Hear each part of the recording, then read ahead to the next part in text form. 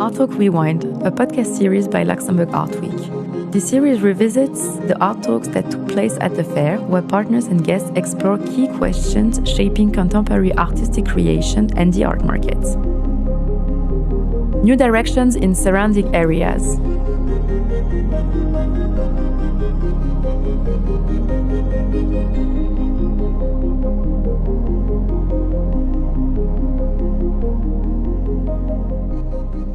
Welcome to the Art Talks here. I'm Lucas Vogelsang. I'm coming from Switzerland. So we have nice new people from the art business here in Luxembourg or around in the area. Yeah, new directions. So we have to find out more what these four ladies want to do with the institutions. I'm very curious about. Hope you too.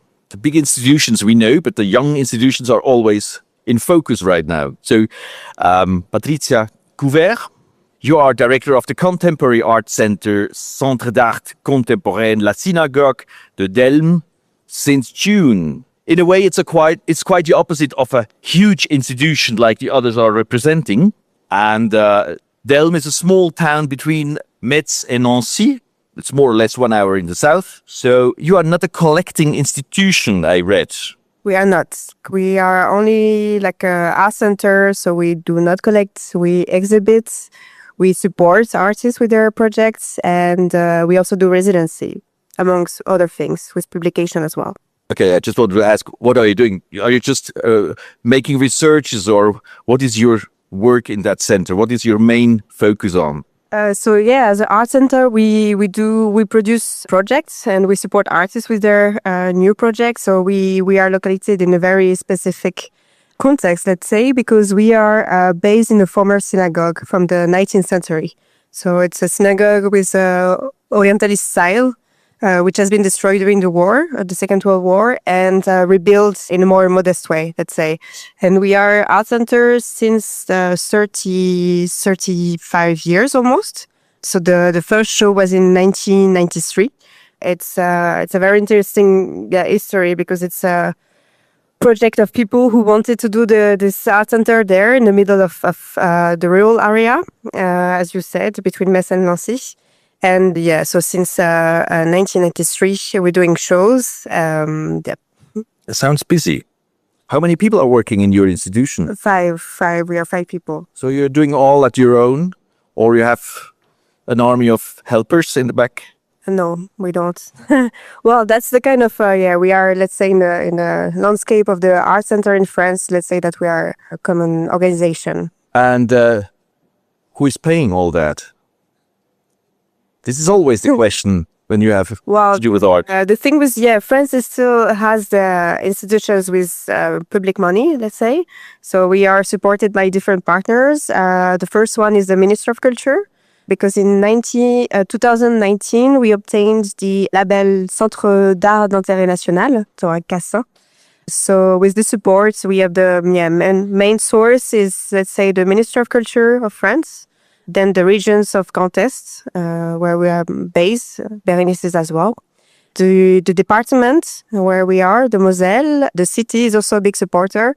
And the city of Flandre-Basse, which is Ostende, the residency program, is also a supporter. So we work with public funding only.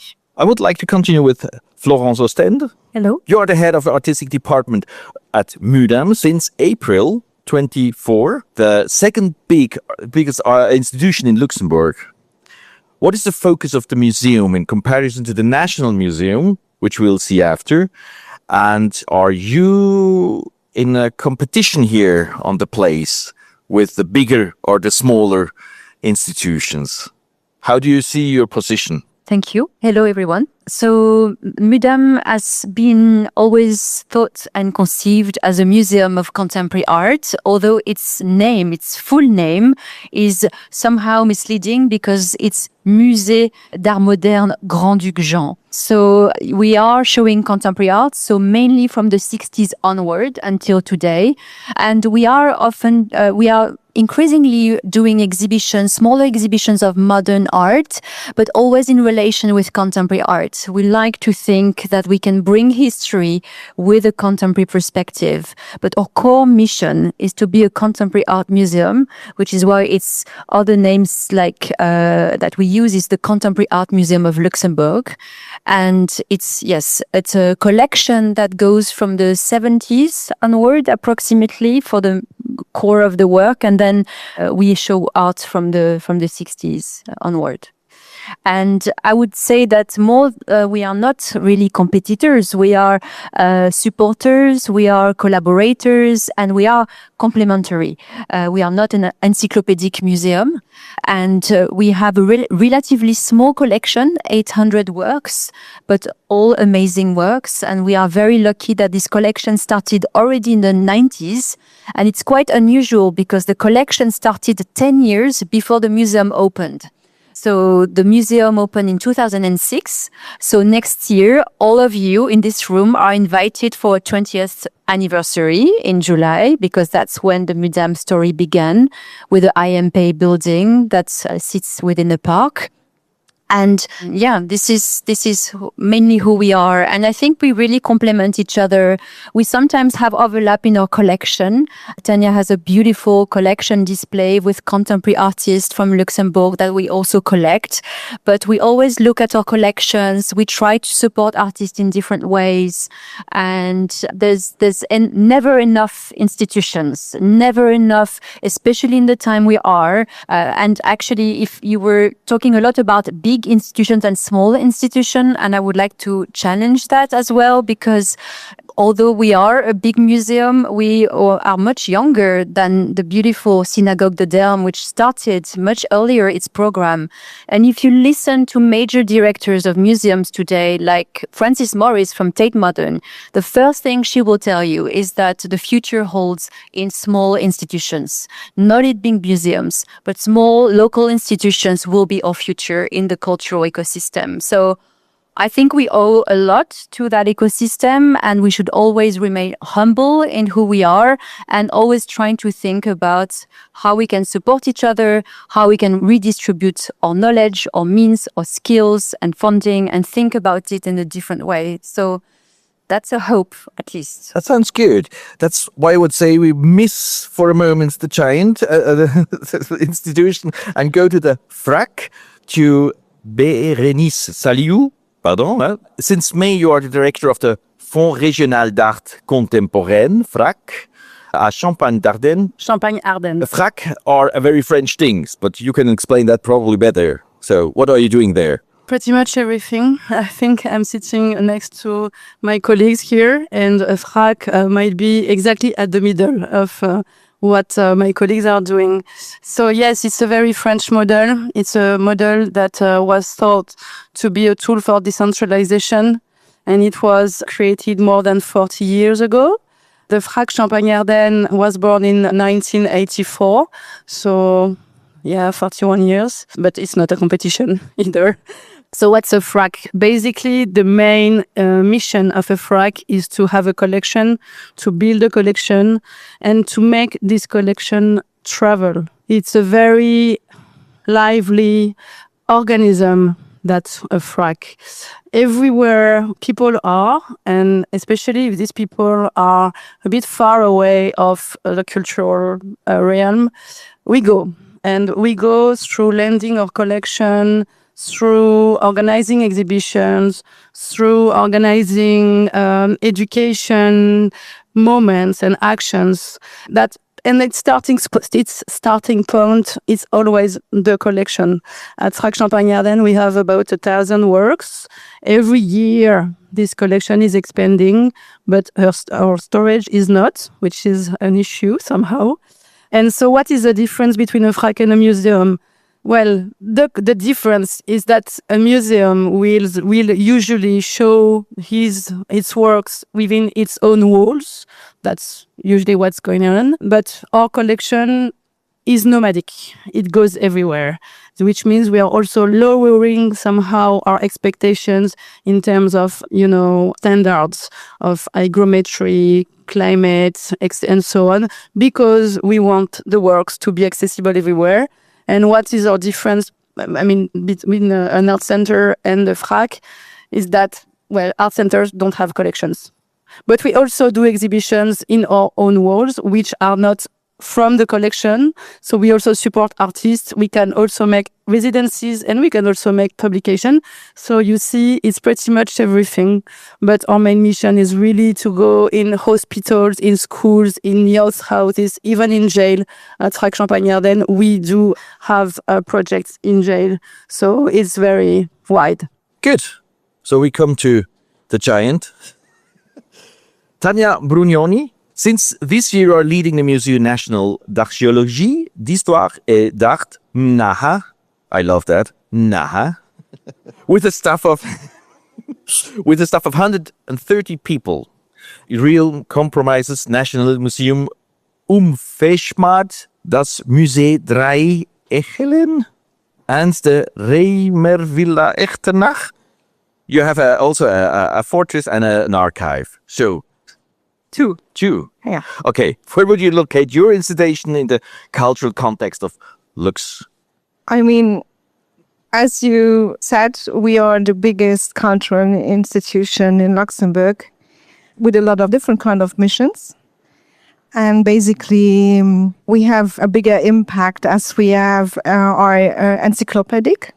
So our collection, for instance, is going from the prehistorical archaeology to contemporary art. And we're doing conservation, restoration, research, and exhibitions. And I think that we have a lot of impact, but probably we are not known enough for what we are really doing. So that's the vision for the future, to show off. About the visions, I'm interested in, you're all more or less fresh in the job in that institution.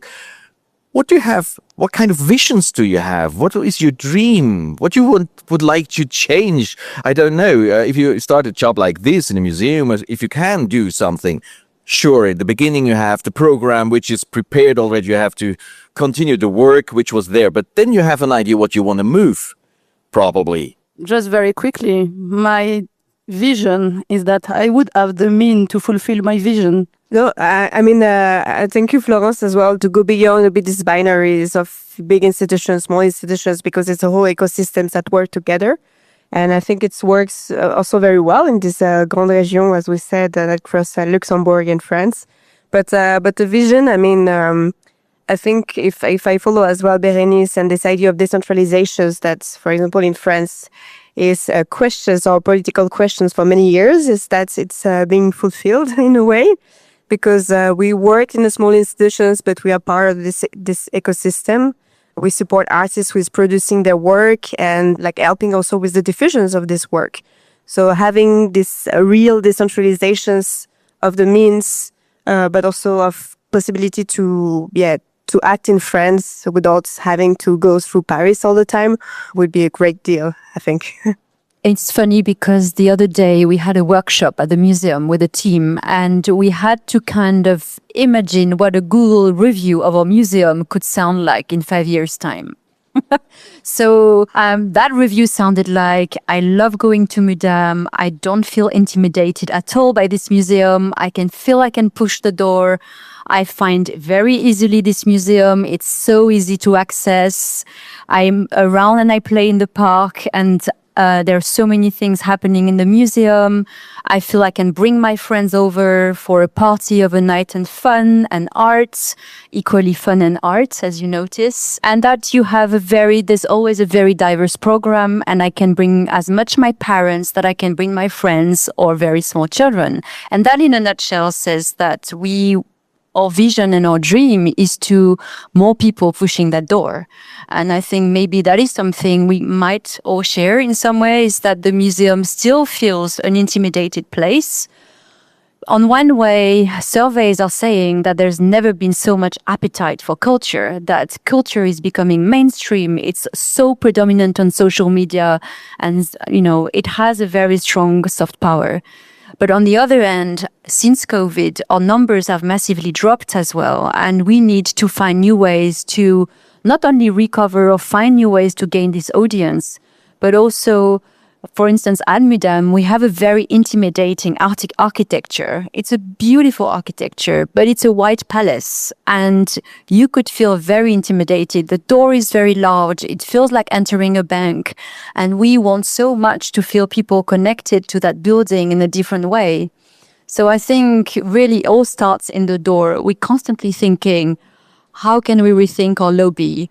What is the first thing that someone is telling you when you enter the threshold? So more and more, we are not only thinking about the depth of our museum, but also its entrance, like its very first door and threshold between the outside and the inside. That's our dream. And you, what is the biggest challenge for the Naha? At first sight, I would say that I'm completely sharing what Florence said. For me, it's very important to be and to remain relevant to the public, but also to our mission. How can we reach the public, and how can we be relevant in our days where so much things are going on, where the cultural offer is so large and so diverse? How can we, as like a classic institution, as we are, be relevant in our days? And that's the biggest challenge. I think also there we have a lot of ideas how we can connect with our public, because it's part of our job. And besides of taking care of the national collection, we have to take care about people, tell them stories, and we have a lot of stories to tell. And because also in our days, the human being has the urge to have stories told. And this thing, is, I think, important also for the future of museums, not only ours. Brings me to a thing you said before, like more people, to bring more people into the institution, to make it more visible and all that. We have a mass problem, too much of everything. If all institutions are making a lot of promotion and everybody's joining the museums, and the art piece is going to be something usual.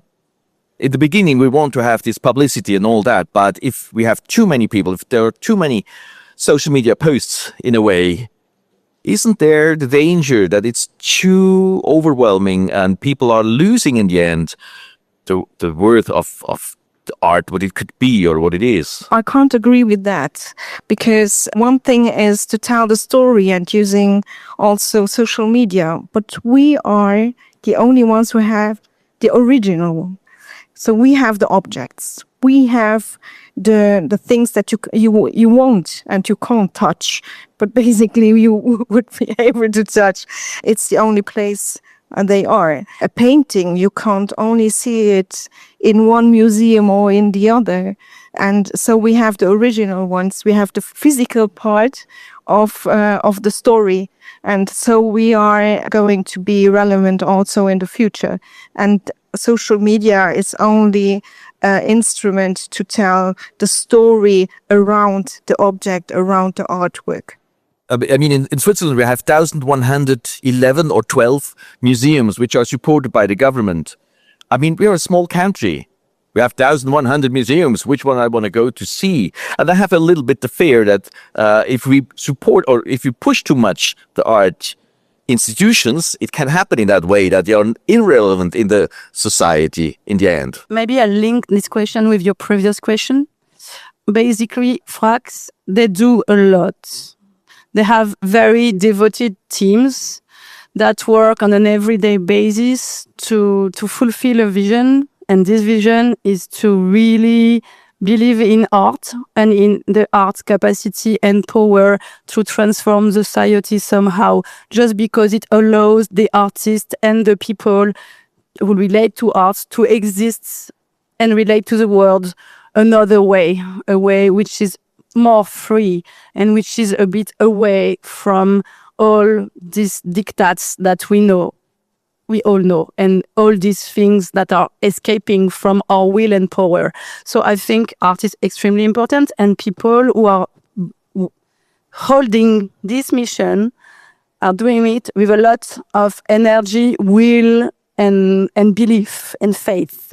But we all know also that nowadays this world is run by marketing and PR and communication. And for example, FRAC, Fonds Régional d'Art Contemporain, even in France, this word, this name does not says much. It does not talk to the people. People don't know what a FRAC is. They know what a museum is. This we know. They know what an art center is because art center says what it says.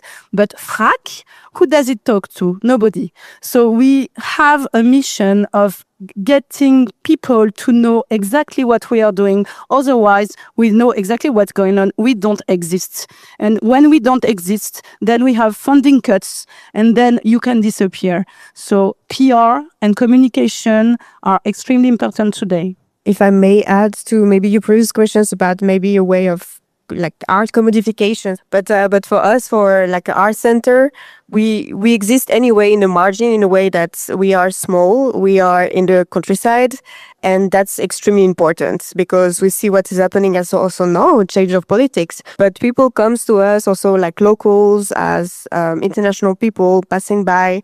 As I say, commodification of art, we talked about this for many like this decades, and it didn't happen. People are still going to museum anyway. So I don't think it will change. And I think our work is very important because it maintains a certain network, a certain ecosystems that will exist anyway. I mean, art workers will exist anyway if there is more social network, etc. And yeah, museum will still be open and art center will still be open in different way maybe, but yeah. It doesn't matter what the institution is doing on stage. It's more important what they are doing in front of the stage. And it has to do with the socialization work or community work also with the people we want to catch with your work, with your museums. Can you tell something about what you're doing in the society, how you engage people in that? Yeah, I mean, I can go on as well with the countryside part. There is few art center in the Grand Est regions, but in Moselle, the department we are the only one. Though there is big institutions. Centre Pompidou is not that far. There is also a FRAC with a beautiful collection as well. But we are, let's say, on the ground in a way that we are acting in different contexts. It's a rural area.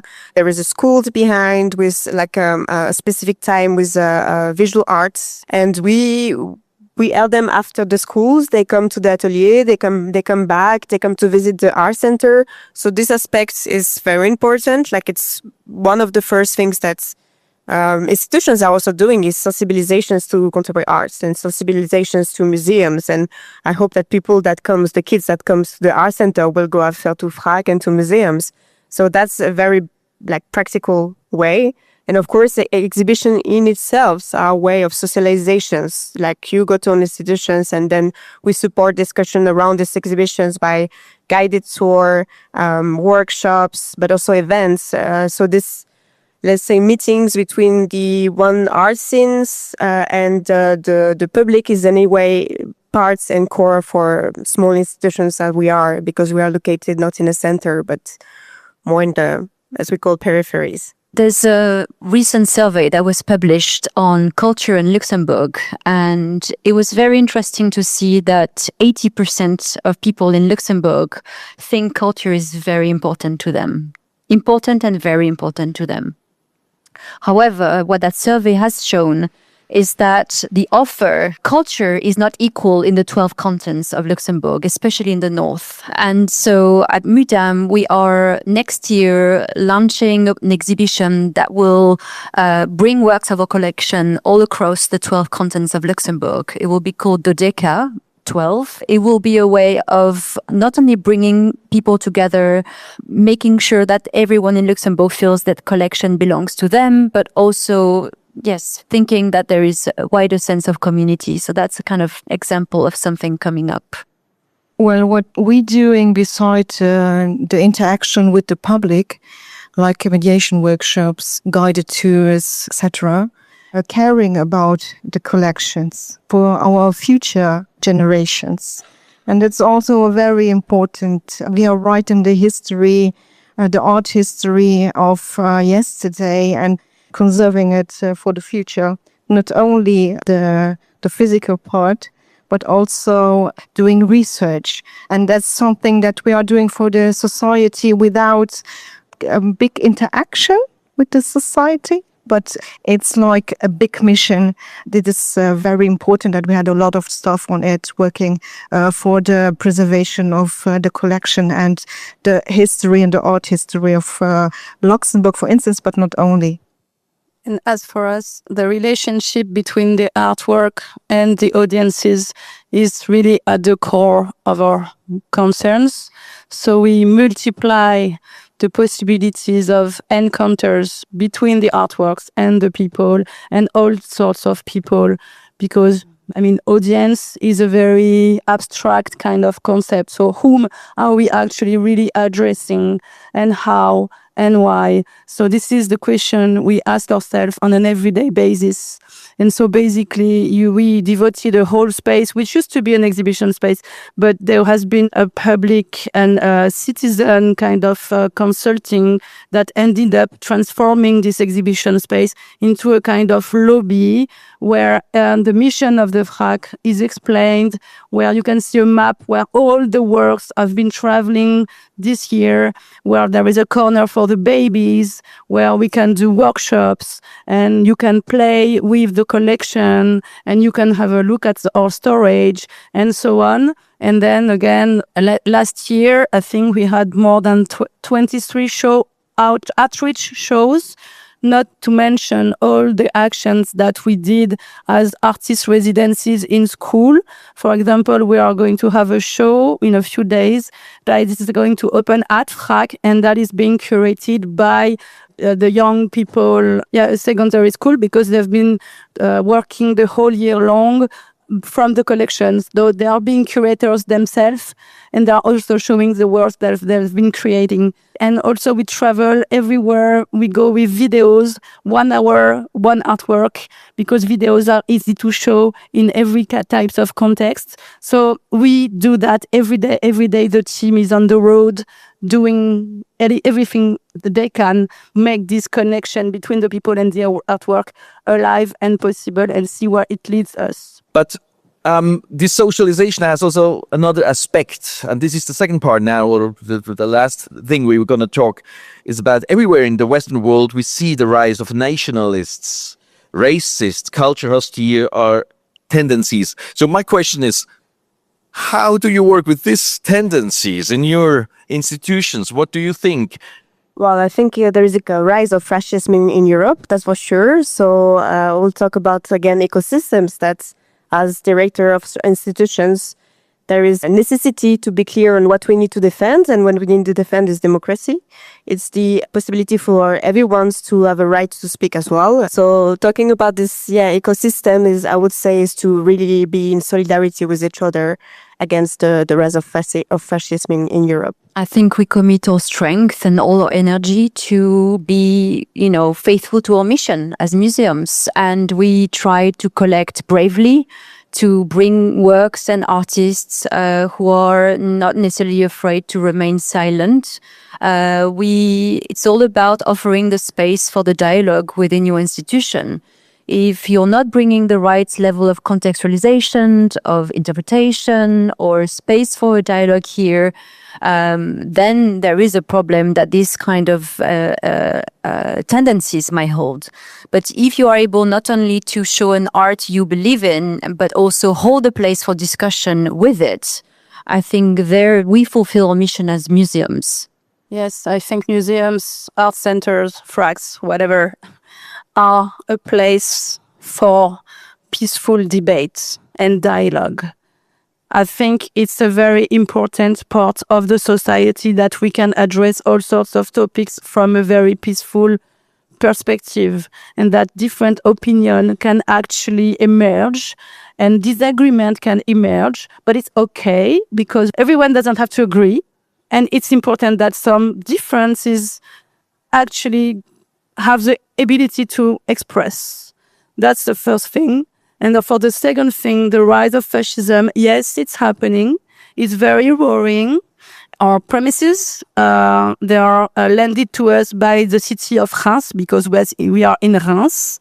So it's a really amazing and beautiful area. It's a former Jesuit college from 1608. There is a tendency of the rise of extreme right in the region, which is really serious. There is a candidate for the extreme right at the townhouse, at the mairie. But if the extreme right would get in, what would they do? The first thing they would do, they would take our place back, because we are their first enemy. Contemporary art is a place of dissensus, where dissensus can actually express. And fascism doesn't like dissensions and disagreement. Everyone has to be aligned behind their ideas. And this is exactly what we are not doing. Yes. So, are there questions from you? Have you questions? Yes.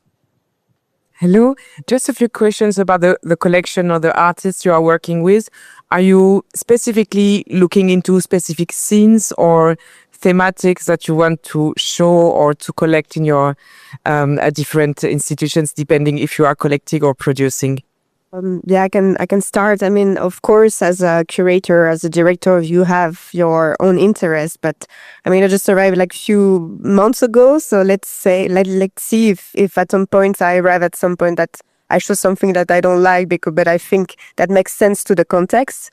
But I mean, for me, I used to work in various different contexts. I was based in Brussels for a while, then in Berlin, and I was working with Eastern European scenes and the Caucasus and Central Asia. So, of course, it has an impact on the way I also see how doing project and which artists to show. So I would say that this openness on European scenes and now being in a grande région, as we call it, of course, definitely has an impact into like what I want to show, and also, again, carrying a certain sense of ecosystems in Europe in general. As for us at FRAC, I think it's a question of balance. It's really important that now we look more at the French scene that we've been doing in the past year. And it's important because there has been a report that shows that French artists not so supported in France, and the other country actually really support their own artists really strongly. And if we expect the other countries to show our artists, whereas we are not doing it ourselves, then it's not happening. And French artists really struggle to get their works shown abroad. So there is a responsibility from us institutions to collect our own artists. But of course, with all the limit that it can also hold. We cannot only collect French artists, because then we would verse exactly in what we were saying just before. So it's really about balance in terms of genders, in terms of countries, in terms of, finding the right place, the right work that can fit in the collection at the time it is now. And also because it has a story, or the collection has a story, it shows the different tendencies, the different collectors, but also the different means that were allocated to the institutions. And these means are extremely dramatically decreasing. That's what I was saying, like as a joke. And it's not a joke, because it's serious, because it is a responsibility, because it's public money after all. So that you said that, Florence, the collection belongs to everybody. It belongs to everyone. This is not our property. And so if we collect for everyone, then we have to think about what it means to collect and why and how we should do it in the best way possible. Yeah, and you're right. If it represents everybody, then does the collection represent everybody in terms of even the global scope? We know, for instance, at MUDAM, like so many museums, there's nothing particular, but we have a very strong core of European artists and artists from the US. We have a very great historical, critical mass of artists from Eastern Europe. There has been a really good focus in that collection, but we are in a moment where we're also trying to rebalance this global scope. Another thing that is a little bit more specific and medium-led that we are increasingly trying to look at is our relationship with new technology. We have historically collected very strong works related to moving image and film. And so we are trying to dedicate a really kind of important part of our thinking to increasing new technology as well. Well, as we are an encyclopedical museum, it's much more broad. So not only contemporary artists, but also, paintings and objects from a long time ago. And not only Luxembourgians, that's what is relevant, but also from the history, because yes, we were like Dutch, we were Spanish, and we have all this history behind us. So not only contemporary artists or art. I have a question about collaboration. Are there any collaboration in between the institutions? Is this that part also of perhaps projects, perhaps new directions in that sense? So collaboration in between institutions and with other institutions, but also regional, but also with Luxembourg. And what are your visions about that? Yeah, there is definitely collaborations. I mean, we are in this bigger region, and of course, La Grand Est, we do collaborate between FRAC. Tomorrow we're going with my team actually to FRAC Reims for a specific meeting with another art center, Passage, which is in Troyes. So these logics of collaborating are more and more important because we see, of course, talking about financial means, this is more and more important to make like a show that makes sense as well in a ecological means, because once producing a show costs a lot of money, but also a lot of transports. So these logics are, at least in France, quite on questions now. So the Ministry of Culture also developed some project in that sense. Mieux produire, mieux diffuser is one of them. And between the FRAC and MUDAM, so also like one curator at MUDAM, Christophe Gallois, who is in our board. Of course, there's this openness through for like a more transnational collaboration, let's say. It's a question of survival, but it's also a question of sense. I think we cannot operate today the way we used to operate 40 years ago. The question of the eco-responsibility and so on was not a hot topic as it is today. So, for example, in FRAC, one of my first projects is to build an exhibition with a Kunsthal together. So it's a solo show by a Moroccan artist, a pioneer. His name is Hassan Darsi. He's really engaged into the question of the artist as a citizen and militant. And so we decided to build together this exhibition together. The Kunsthal is in Mulhouse, which is about 4 hours away from FRAC in Reims, but it's still the same region. So we are associating between a contemporary art center and a FRAC, two label institution, to make only one. It's the same exhibition, but it's from two complementary point of view. One a bit more prospective because it's their identity as art center, and one a bit more retrospective because it's our identity as FRAC. And also I'm really trying to connect very strongly with the collection, the exhibitions that we organize, and we need to be anchored also within our territory and within our ecosystem. So this is absolutely, it's our bones really to collaborate. Yeah, I think we're trying to collaborate, and this is like a super interesting moment in the art right now, is that we constantly discover thousands of different ways you can collaborate.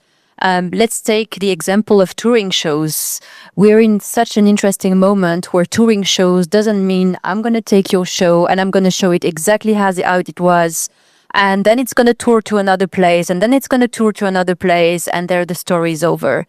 We actually now increasingly sitting around the table years in advance, trying to really think in a co-curatorial model, for instance, or co-producing models, where the touring exhibition is not only a financial model, but it's also a conceptual model. One thing that we love at MUDAM in terms of collaboration is to think about the idea of collaboration to fight really strongly for us as a European institution. And having worked in the UK before, I can say that there isn't a more exciting place in than Luxembourg to think about this European DNA. We are launching performance collaboration. It's a completely EU-funded program where we are collaborated with the CAC in Vilnius. We are collaborating with Seralvish Foundation in Porto, with Beaux-Arts in Brussels, and the Center of Contemporary Art in Tenerife in Spain, as well as the Triennale in Milano. And the 7 of us are coming around the table, and it's taking a long time, and it's really challenging, and it's so amazing to see that we are launching a performance program that's going to take several years, and this is only possible in a place like this. So this is one example of when a collaboration aligns with your beliefs, like you're defending a European model. But also we're excited to think about, again, the touring. We are next year collaborating with the Louis Vuitton Foundation in Paris on an exhibition to support an artist from Copenhagen, Jakob Stinson. And it's not necessarily a collaboration that is a touring model, but we think that as institution, we can defend the work of an artist and support the artist to show different iterations of a big project. So it's an interesting time to really think the hundreds of ways collaboration is possible and not always visible. Because one thing that often happened is that I know in the past there's been collaboration, for instance, with Mudam and Centre Pompidou Metz, where you would have lots of like cars and buses and they would tour around the museums. And apparently it was not always successful because it's a lot of communication to tell people it's happening. And so this kind of surface level collaboration is not always operational. So we have to think harder about what collaboration could mean and how it can support artists.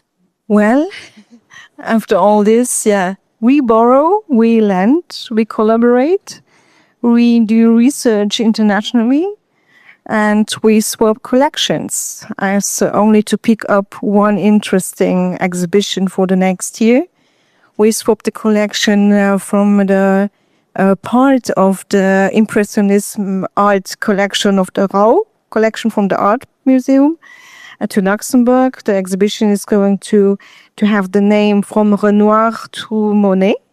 So you're really invited to come and see this marvelous collection in Luxembourg. And we are going to lend our classical art collection, which is very nice also. So as we have not only museums, but also archives, etc., we do a lot of collaborations on every level.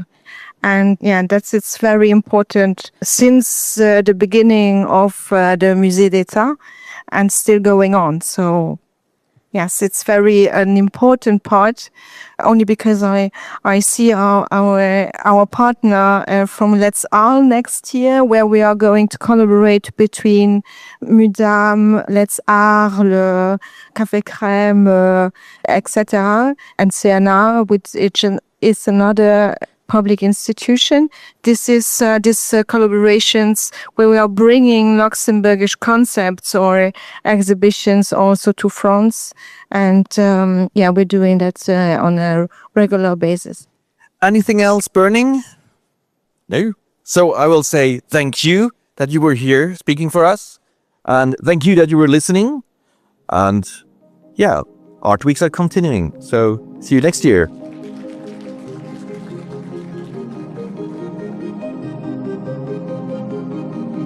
Luxembourg Art Week would like to thank all speakers and partners for their commitment to the 2025 Art Week program. The next edition will take place from November 20 to November 22nd, 2026. Join us for a new series of captivating conferences and conversations about art live at the fair or available for replay afterwards.